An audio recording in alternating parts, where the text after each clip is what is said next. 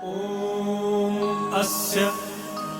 आदित्यहृदयस्तोत्रस्यागस्त्य ऋषिः अनुष्टुप् छन्दः आदित्यहृदय भूतो भगवान् ब्रह्मा देवता निरस्ताशेष विघ्नतया ब्रह्मविद्या सिद्धौ सर्वत्र जय सिद्धौ च विनियोगः। ॐ भूर्भुवः स्वः तत्सवितुर्वरेण्यं भर्गो देवस्य धीमहि धियो यो नः प्रचोदयात्।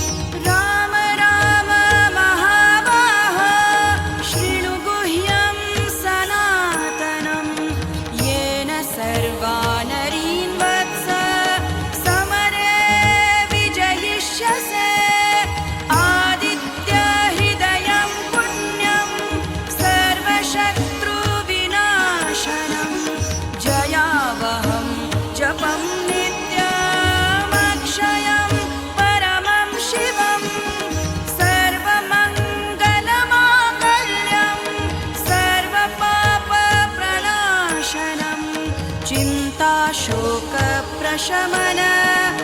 मायुर्वर्धनमुत्तमं रश्मिमन्तं समुद्यन्तं देवासुरनमस्कृतं पूजयस्व विवस्वन्तं भास्करं भुवनेश्वरं सर्वदेवात्मको हेश तेजस्वी रश्मिभावनः देवासुरगणा लोकान् पाति गभस्तिभिः।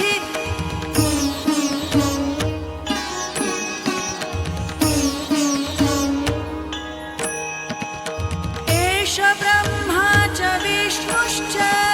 शिवः स्कन्दः प्रजापतिः महेन्द्रो धनदः कालो यमः सोमो ह्यपाम्पतिः पितर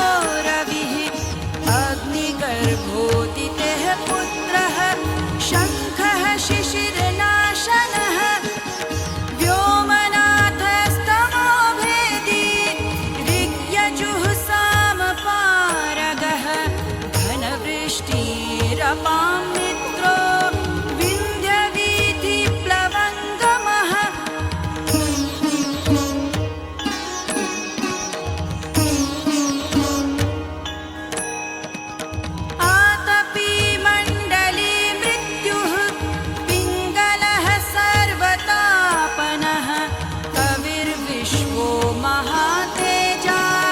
रक्तः सर्वभवोद्भवः नक्षत्रग्रहताराणामधिपो विश्वभावनः तेजसामपि तेजस्वी द्वादशात्मन्नमोऽस्तु ते नमः पूर्वाय गिरये पश्चिमायात्रये नमः ज्योतिर्गणानां पतये दिनाधिपतये नमः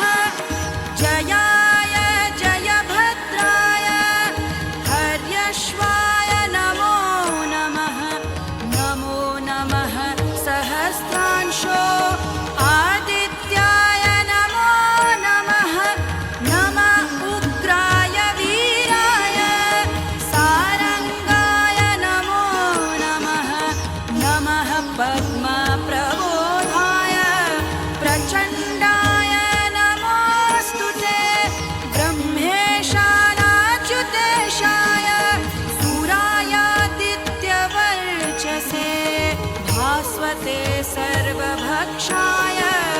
रौद्राय वपुषे नमः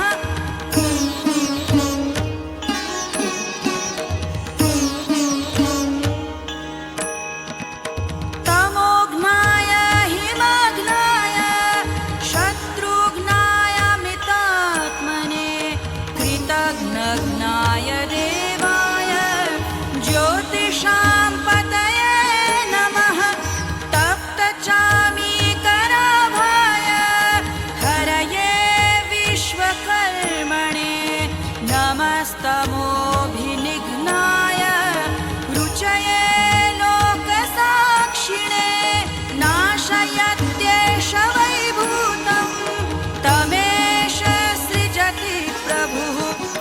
पायत्येष तपत्येष वर्षत्येष गभस्तिभिः एष सुप्तेषु जागर्ति भूतेषु परिनिष्ठितः एष चैवाग्निहोत्रं च फलं चैवाग्निहोत्रिणां देवाश्च क्रतवश्चैव क्रतूनां फलमेव च यानि कृत्यानि लोकेषु सर्वेषु परमप्रभुः एनमापत्सु कृच्छ्रेषु कान्तारेषु भयेषु च कीर्तयन् पुरुषः कश्चिन्नावसीदति राघव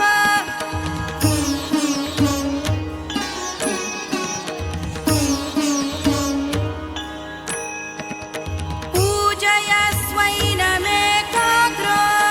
देवदेवं जगत्पतिम् एतत्त्रिगुणितं जप्त्वा युद्धेषु विजयिष्यति अस्मिन् क्षणे महाबाहो रावणं त्वं जहिष्यसि एवमुक्त्वा ततोऽगस्त्यो जगाम स यथागतम् एतच्छ्रुत्वा महातेजा नष्टशोको भवत्तदा धारयामास सुप्रीतो राघवः प्रयतात्मवान् आदित्यं प्रेक्ष्य च वेदं परं हर्षमवाप्तवान् त्रिराचम्य शुचिर्भूत्वा धनुरादाय वीर्यवान् रावणं प्रेक्ष्य हृष्टात्मा जयार्थं समुपागमत् सर्वयत्नेन महता वृतस्तस्य वधे भवत् अथ रविरवदन्निरीक्ष्य रामं मुदितमनाः परमं प्रहृष्यमाणः निशिचरपतिसंशयं विदित्वा सुरगणमध्यगतो वचस्त्व